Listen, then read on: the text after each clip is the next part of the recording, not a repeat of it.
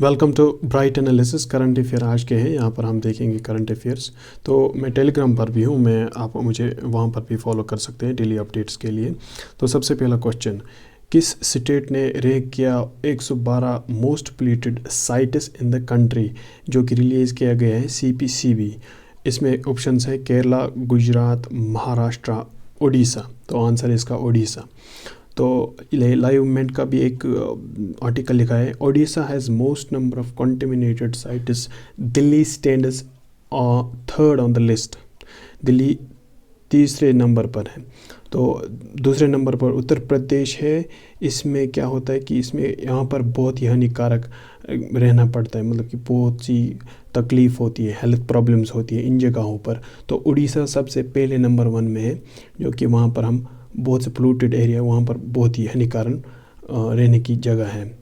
तो दूसरा क्वेश्चन है, नीति आयोग ने रिसेंटली अनाउंस किया है कि विच version of Indian sustainable development goals, जो कि लॉन्च किया जाएगा 10 मार्च को। तो कौन सा एडिशन होगा ये? First edition, second edition, third edition, fourth edition? तो सही उत्तर इसका है थर्ड एडिशन। तो नीति आयोग ने रिसेंटली अनाउंस किया है कि वो लॉन्च करेंगे third version of India long term development goal March 10 को। First edition of India long term development release किया गया दिसंबर 2018 को। ये प्राइमरी मॉनिटर करता है progress of long term development goals हमारे मुल्क में।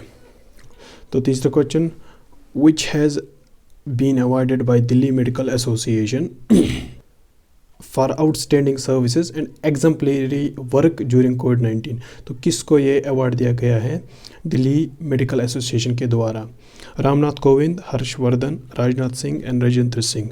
तो इसका सही उत्तर है हर्षवर्धन। तो ये DD न्यूज़ का भी ये आर्टिकल हुआ है। The Delhi medical association honours doctor Harshvardhan for outstanding service and exemplary work during covid pandemic. तो दिल्ली मेडिकल ने इसको वर्धन को union minister for health and family welfare and science and technology और सर्विस इसके आउटस्टैंडिंग सर्विस और एग्जाम्पलरी वर्क ड्यूरिंग कोविड-19 कहाँ? Hotel eight Lalit इन new Delhi में दिया गया।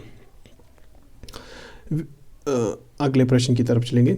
Which ministry has recently signed memorandum understanding with central silk board? किस ministry ने recently sign किया है memorandum of understanding central silk board के साथ?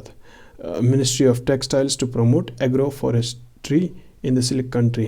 तो इसमें ऑप्शंस हैं cultural ministry, ministry of supports, ministry of agriculture and farmers welfare, finance ministry. तो सही उत्तर है, सही आंसर है ministry of agriculture and farmers welfare. तो यहाँ पर भी यहाँ पर लिखा गया ministry of agriculture and farmers welfare today signs a memorandum of understanding with the silk board under the ministry of textile। so ये क्वेश्चन भी है। तो on conventions of model implementation of agroforestry silk। so ये objective इस MOU का है कि encourage करे किसानों को कि ताकि वो अडॉप्ट करे sericulture based agro forestry model. अगला प्रश्न है, किस भारतीय महिला ने यानी विनीश फोगाट ने रिसेंटली बनी है world number 1 wrestler in how many kilowatts? कितने किलो वेट क्लास में विनीश फोगाट बनी है नंबर 1 रेसलर, जो कि इंडिया की है?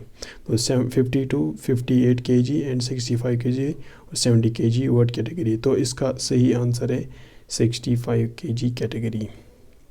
Vinish Phogat wins gold reclaims the number 1 rank.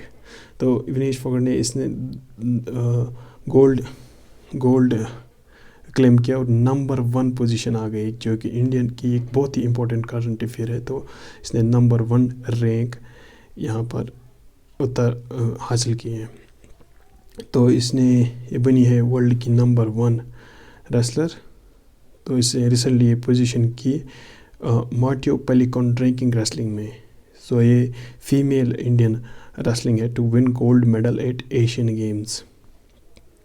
तो कितने kilogram of weights of gold में medal in the Matteo Pellicone ranking series में होता है? वो होता है 52, 58, 65 और 61। तो इनमें से सही उत्तर कौन सा है जिसने इसने जीता, तो वो है 65 kg वेट कैटेगरी। तो यहाँ पर विनेश फोगाट जो कि क्लेम कर रही है 1 rank, Bajrang Punia reaches final.